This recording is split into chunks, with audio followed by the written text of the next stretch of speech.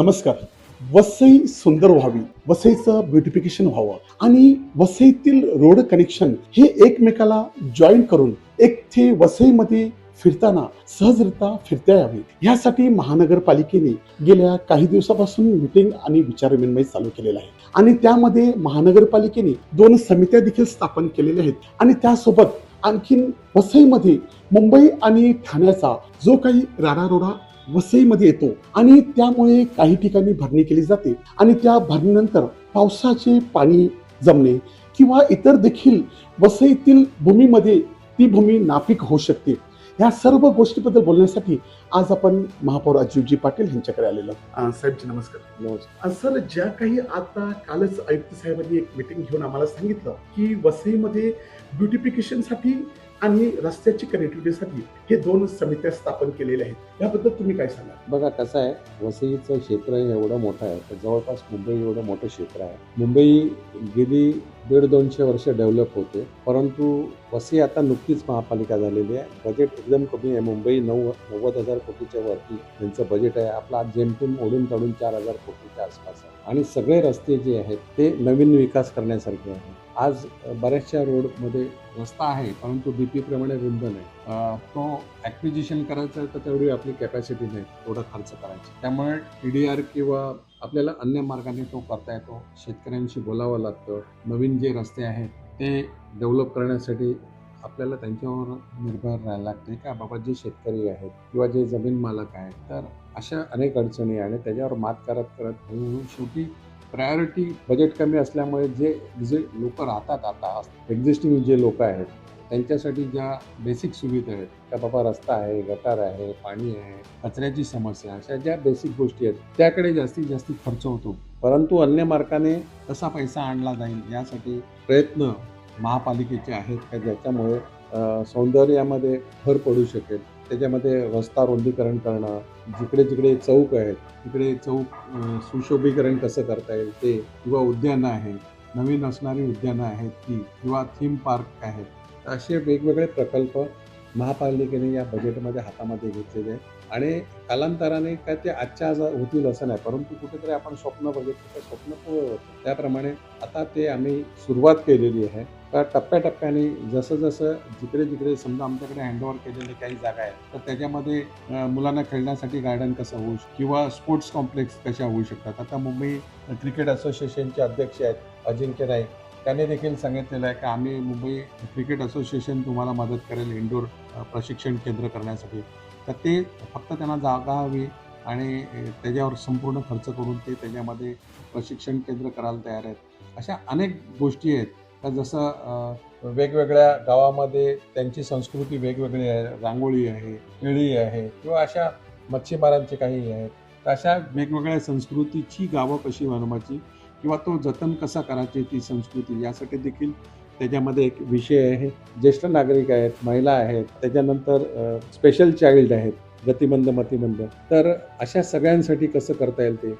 खेळता खेळता मुलांना शिक्षण घेता येईल. म्हणजे गणिताचं उद्यान, म्हणजे तो खेळत असताना सायन्स उद्यान, काय मुलं खेळत असताना त्याच्यामध्ये त्यांना विज्ञानाची देखील कशी ओळख होऊ शकते हे देखील होईल. तारांगण कसं आपल्याला करता येईल, अशा वेगवेगळे जे प्रकल्प आहेत, विषय आहेत, ते हातात घेतलेले महापालिकेने आणि चांगल्या पद्धतीने ते आम्ही पूर्ण करू. यासाठी काही कंपन्या, NGO किंवा CSR जो फंड असतो त्याचा वापर करण्यासाठी तुम्ही भर देणार आहात? बघा, बऱ्याचशा कंपन्यांना आम्ही पाठपुरावा केलेला आहे. आमचे आयुक्त, आमचे अधिकारी देखील त्याच्या प्रयत्नात आहेत. तर अशा कंपन्यांकडनं मदत घेऊन आपल्याला काही विषय करता येतील. वसई इंडस्ट्रियल असोसिएशन आहे, ती देखील याच्यामध्ये काही हातभार लावण्याची शक्यता आहे. त्यांच्या पदाधिकाऱ्यांनी देखील लोकनेते यतेंद्र ठाकूर यांना तसा शब्द दिलेला आहे. तर हा जिकडून फंड मिळेल, मग राज्याकडनं मिळेल, केंद्राकडनं मिळेल, काही अनुदानं असतात ती देखील आणण्याचा प्रयत्न आम्ही मोठ्या प्रमाणामध्ये चालू केलेला आहे. आणि हे जे प्रोजेक्ट आहेत हे काय 5-6 महिन्याचे नाही, तर त्याला किमान 5 वर्ष लागेल.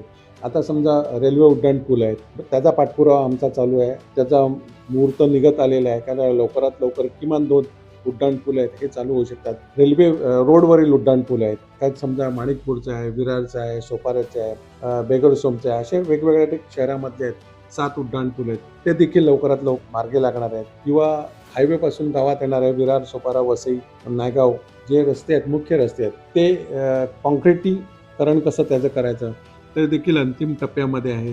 काही जागांच्या अडचणी आहेत. जेवढी रुंदी पाहिजे तेवढी आपल्याकडे रुंदी नाही मिळत. तर ते शेतकऱ्यांशी देखील बोलणी चालू आहेत. पाईपलाईनद्वारे गॅस, गुजरात गॅस एजन्सीद्वारे, तर ते देखील चालू आहे तो विषय.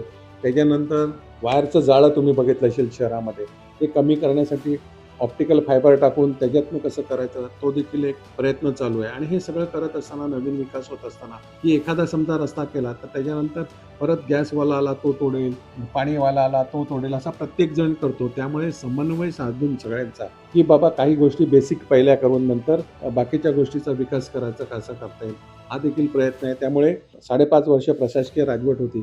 त्या प्रशासकीय राजवटीमध्ये जे झालं ते झालं, परंतु आज बजेट थोडंसं मायनसमध्ये चाललेलं आहे. महापालिकेकडे आधीचीच देणी द्यायला पैसा लागणार आहे.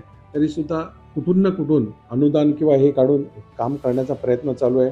आताशी विषय मंजूर झालेले आहेत. ती कामाची सुरुवात होत असताना पावसाळा येतो. त्यामुळे बरीचशी कामं ही आता मंजूर करून पावसाळ्यानंतर त्याचा रूप दिसायला सुरुवात होईल. पावसाळ्याच्या आधी जिकडे गरज आहे त्या तिकडे अतितातडीने आम्ही कामं करण्याचा प्रयत्न करतोय. तर पावसाळ्यामध्ये नागरिकांना त्रास होऊ नये म्हणून. जसं काही ठिकाणी रोड आहेत, काही ठिकाणी नाले आहेत, काही ठिकाणी गटार आहेत, काही ठिकाणी पावसाळी पाणी जायचे मार्ग आहेत, तर प्रायोरिटी त्याला देऊन केल्या जाणार आहेत.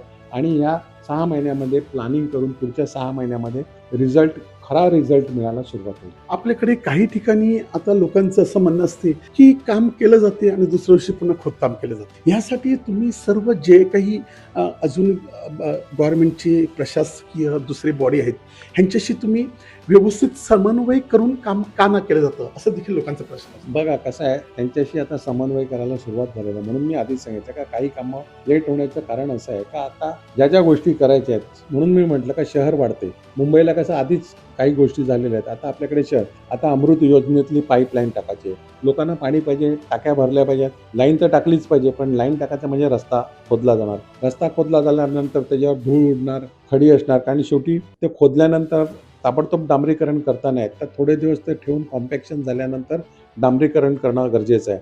त्यामुळे तो मधल्या काळामध्ये युद्धामुळे डांबर येत नव्हता, डांबराच्या किमती वाढलेल्या, त्यामुळे थोडंसं काही ठिकाणी डिले होत होतं. आम्ही त्यांच्या पाठपुरावा करत होते. आमचे नगरसेवक दिवस रात्र करून तिकडे थांबून त्यांच्याकडनं काम करून घेत होते. बरेचशी कामं, म्हणून मी सांगितलं का डांबराची कामं या युद्धामुळे, डांबर आल्यामुळे किंवा डांबर महाग झाल्यामुळे काही मागे पुढे झालेली आहेत. परंतु आता जी नवीन कामं येत आहेत, मंजूर होत आहेत, तर ती जी अति तातडीची आहेत पावसाळ्याच्या आधी ती केली जातील.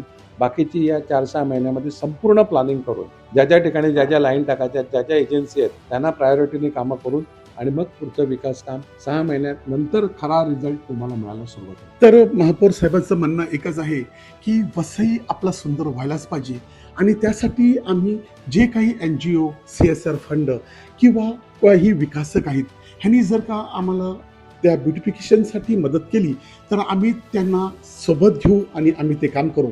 आणि वसईची जे काही अतितातडीची कामं आहेत ते आम्ही आता करण्यासाठी सुरुवात केलेली आहे.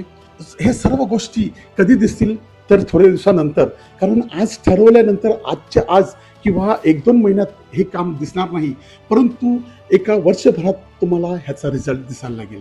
वसई लाईव्ह न्यूजसाठी दिलीप डाबरे, अब्दुल कलाम. नमस्कार.